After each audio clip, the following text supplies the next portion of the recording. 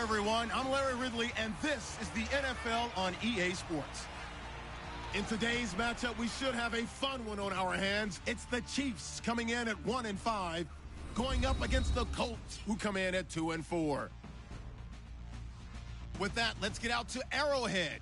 Here are Brandon Gaudin and Charles Davis. All right, Larry, from one of the loudest venues in the NFL, there's a look at Arrowhead Stadium here in Kansas City. Today, we've got a matchup here in pivotal Week 7 between the Indianapolis Colts and the Kansas City Chiefs.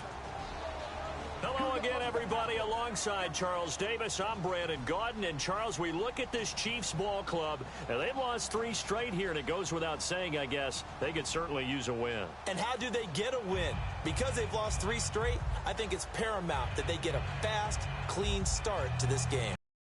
Visiting Colts. They were winners last time out, so they'll be looking, Charles, to make it 2 in a row. And what I enjoyed when I watched their game tape and their victory last week is they put it together in every phase. Good offense, good defense, and some key plays on special teams. Let's see if they can get that 2nd win in a row. And this will not be returnable. It's out of the back of the end zone for a touchback.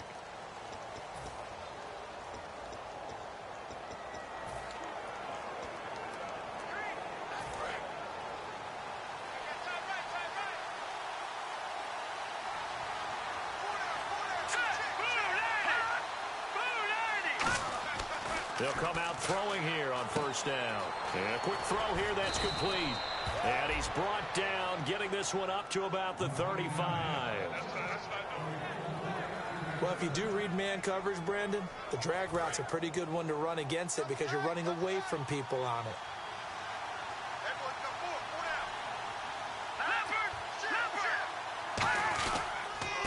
They'll give it to him right up the gut. And unable to get downhill there as he'll take this up to about the 37. 2 yards on the pickup there. It'll be 2nd and 8.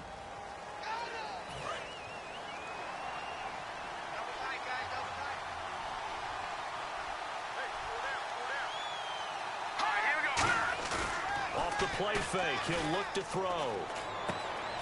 It's a short one here, complete to his tight end. And he takes this one all the way across midfield into enemy territory down to the 40-yard line.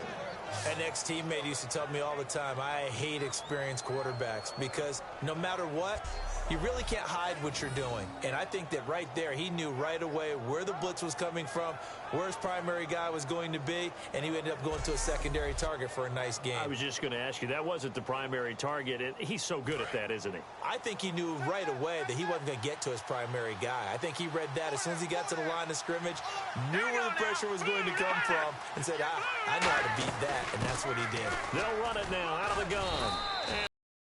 And forward here for a good little gain. 7 yards on the pickup there, and it'll leave him with a 2nd and 3. This drive is turning into an extended one, and the guy carrying the ball, he's becoming more like a body blows guy. Every carry is putting some damage on the defense. So after a while, I'm not too sure how many guys are going to want to run up and tackle him. They'll drop to throw. Quick hitter here, it's complete. And brought down, but not before they're inside the 25. Having an effective short passing game, one of their main concern coming into this one, right there, able to hit the D with a quick strike and a 1st down. And you're able to put that into your game plan when you see that there's space to throw the football. A lot of defenses don't want to play press coverage or tight coverage. They'll play backed off, and sometimes those cornerbacks will bail out really fast and really get deep, and that allows you to throw the quick game underneath, and they took advantage of it. Call it a gain of 4 on 1st, and that'll make it 2nd down.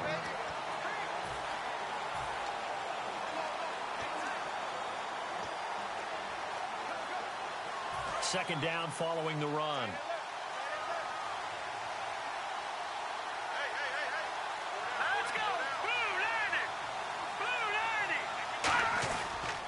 They'll give it to him right up the gut.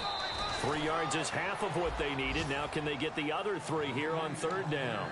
Some of the most unselfish players on any football team, defensive tackles, because we ask them to just eat up blocks, allow other people to make tackles. But when he can make a play himself, as we just saw there, that's a big day. On 3rd and short, they'll try and pick it up through the air. Firing quickly here, and that's complete. It's an 8-yard pickup, and it leads to a 1st and goal. Well, they've had a great, impressive drive going here, and that pickup ensures the drive continues. And not only do you continue the drive, which is demoralizing for the guys on the defensive side of the ball right now, but you make your own defense happy. They're able to get a little more rest over on the sidelines while this one continues downfield. And he'll be stopped up after only a couple of yards as he gets it down to the 5. Well, so many times we look at a short run and we praise the offense for trying to set the tempo and establish things, but the defensive guys, hey, they just won the battle there. It wasn't a big run given up. They don't always have to absorb the body blows. Sometimes they dish them out themselves.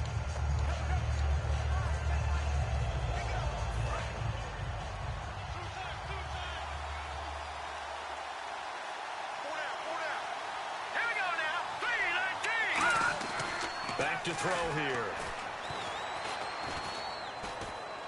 And now on the pitch, the ball's loose. And I think the Chiefs have it. They do. And without a doubt, not the way they pictured that opening drive unfolding. No, they were making progress. They weren't exactly in high gear, but they were making a few yards along the way. And now that they've coughed it up, you got to go back to the sidelines and regroup a little bit.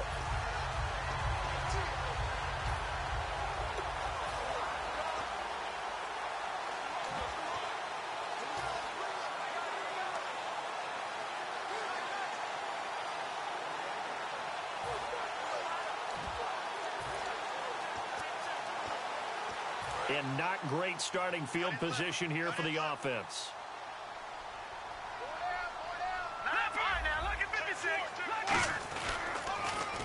Now they'll run it on the toss. And I don't know if he made it out of the end zone. No signal.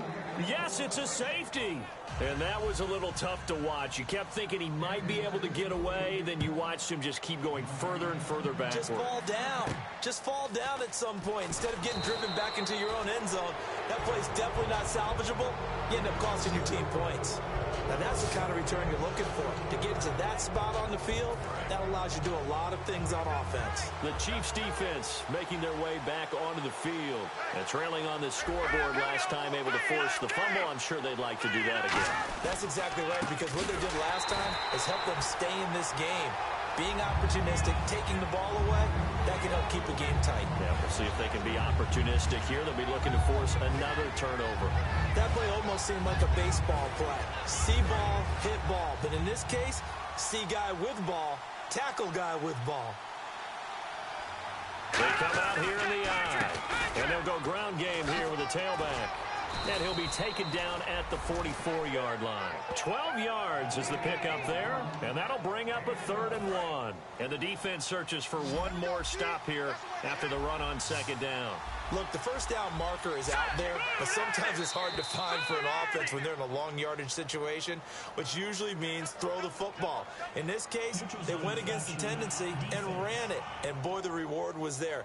A big, big pickup. And guess what? It's now 3rd and very short in order to try and pick up a 1st down. It's a 5-yard gain, but they'll still be a yard short here with 3rd down now looming. And to give this time to the tailback. And he is going to lose yardage here. It's a loss of 2 there, bringing up 2nd down. And frankly, Brandon, we're talking about things I'm not sure we ever thought we'd talk about in the NFL. And a lot of that is the speed at the linebacker position. A lot of these guys in college, they were safeties. They moved them up to outside linebacker to combat the spread offenses. And now we're seeing it in the NFL. Those same guys using their speed to make plays in the backfield, similar to that one.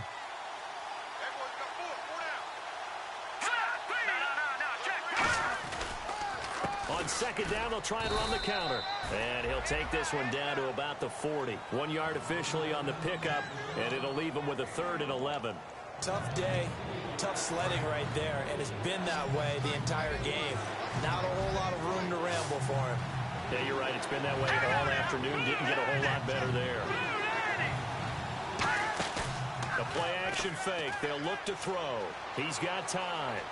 He's going to look deep down the field. And he's got his target. It's caught for a Colts touchdown. Their dangerous wide receiver. His 2nd touchdown on the season. And the Colts are able to grow their lead. And it was a tight window. He knew he had to rocket that thing in there. He got it done. And when you're able to complete one like that, your confidence has to just go sky.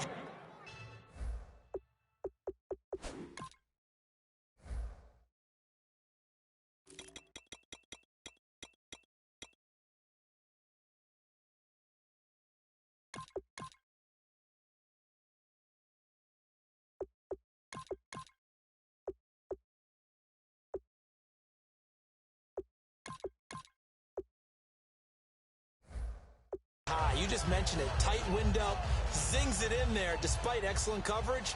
Result, touchdown. This one taken just inside the 10. And nice work on the return as they'll start their drive just past the 30-yard line.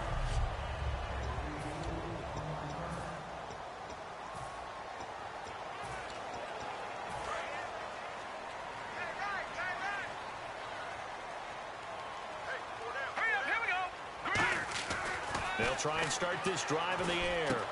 And a quick throw here, that's complete. It's a big play there for the Chiefs. 34 yards.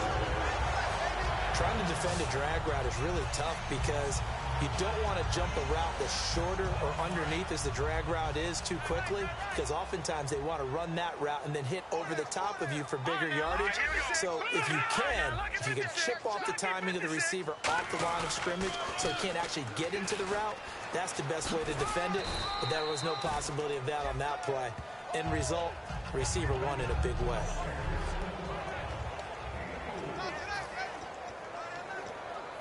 And after the play on the ground, that brings up second down here.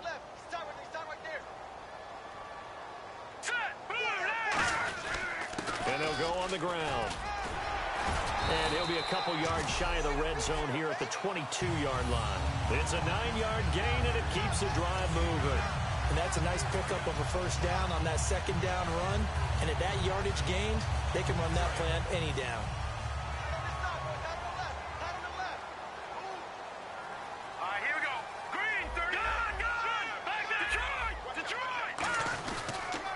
Now they'll run it on the toss.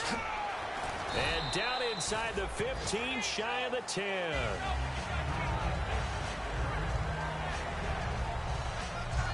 One quarter in the books. Plenty of back now with Charles Davis. I'm Brandon Gaudin as the Chiefs in possession of the football as we begin the second quarter. And they're on the move here. They've got it 1st and 10.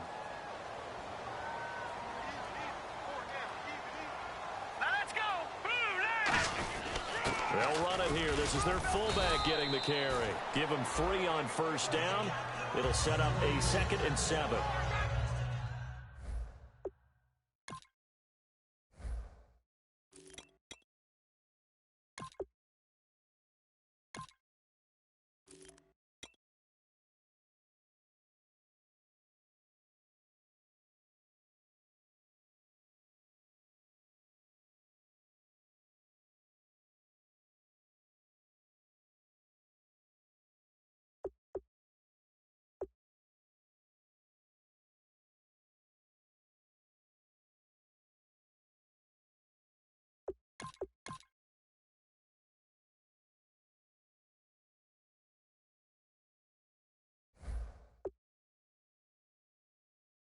Good solid gain on first down, about what you'd expect from the big guy carrying the ball.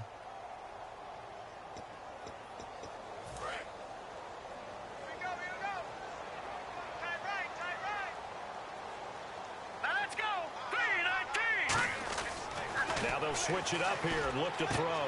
That is caught. And he takes this into the end zone for a Chiefs touchdown. Their dangerous wide receiver. His 5th touchdown now on the year. And the Chiefs are able to get this back within a touchdown. As a former DB, you might not like to see that, but from a wide receiver's perspective, those are the plays they dream of. Correct on both counts. All right. Oh, they get to the football. It's blocked. Now it's scooped up, and this is a live football. But he will not be able to bring this one back, and the extra point attempt unsuccessful. I know it's easy to kind of shrug off a blocked extra point, but this game is shaping up to be a tight one. The second half, this could prove crucial. Yeah, we might look back on this one. We'll have to wait and see. This one fielded at the 5. And a good return as he'll be stopped just shy of the 30-yard line. Here comes the Colts offense now as they make their way onto the field. And that recipe on their last drive that resulted in a touchdown looked pretty good, so they'll be hoping to do that once more. And it takes me back to when we sat with the offensive coordinator and the head coach. They felt pretty good about their game plan and thought there were some holes in the defense, and they exploited them the last time out. Let's see if they can come back and put together a similar drive. And we'll see if they can do just that. That's a good play by the guys on the defensive side of the ball. Gain of 2, and that changes the playbook a little bit now for the guy calling plays. 2nd and 8. Now he's got to probably think about going to the air instead of maybe staying with the ground game. Looking to throw. And he's just going to get rid of this thing. To no one here. He throws it away, and now it's 3rd. It looked like he might have had a window there, but the rhythm was just a little bit off. It certainly was, because everything that has to come together to get a pass completed. Yeah, you're right. The sync just wasn't there. Here's a play fake as they set up to throw. He's got time in the pocket. All kinds of time. And he's going to be out of bounds, but able to take it inside the 40-yard line. Give him 30 yards there. There will always be a place for methodically marching the ball downfield. But when you can pick it up in big chunks and strike like that and have explosive plays, that's often the difference in winning and losing. Those types of plays that can knock a defense off balance, that'll drive a team towards a victory.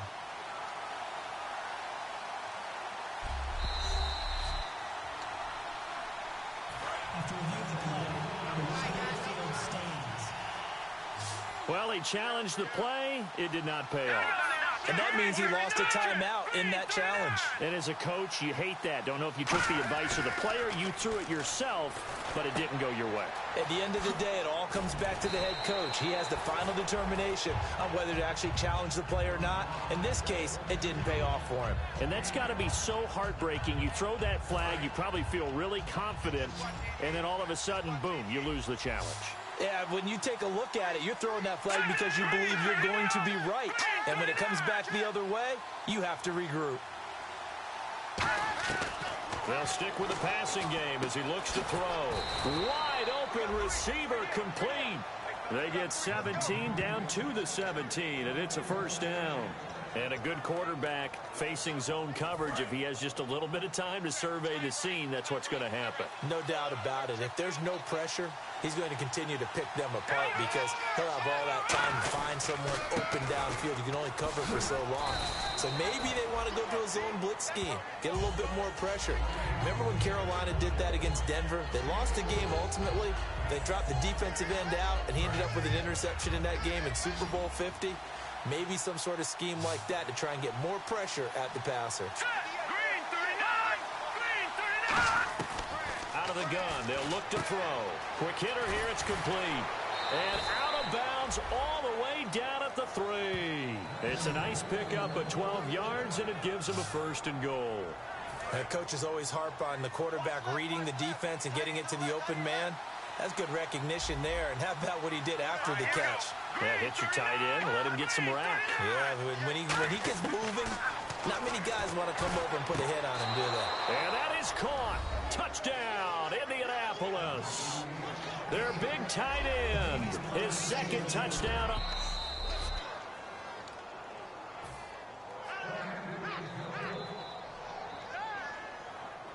They had to go to the monitor, get an extra look. That's what the technology is for, and this touchdown will count. So that drive goes 8 plays, and the result for the Colts is a touchdown. The kickoff team on the field now as they will send this one away. This will be taken to the back of the end zone. And a good effort on the return there. Gets him across the 30 to the 33-yard line. And now here comes...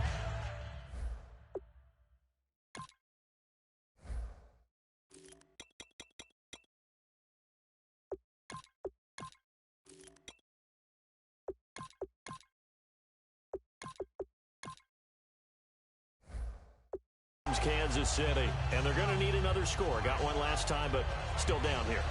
When you're playing catch-up, every possession becomes crucial, doesn't it? It's vital. Get back out on the field, punch it in the end zone again. They know it's not easy, but what they do have going for them, they did score the last time. They think they've got a good formula working. And what about the defense? Well, now you're just saying to yourself, okay, we gave up a score last time. What adjustments do we need to make to slow them down now and get the ball back for our own offense? Is it more pressure? Is it more zone? What do they have to do? They're trying to figure that out themselves. We'll see if they can figure that out right here.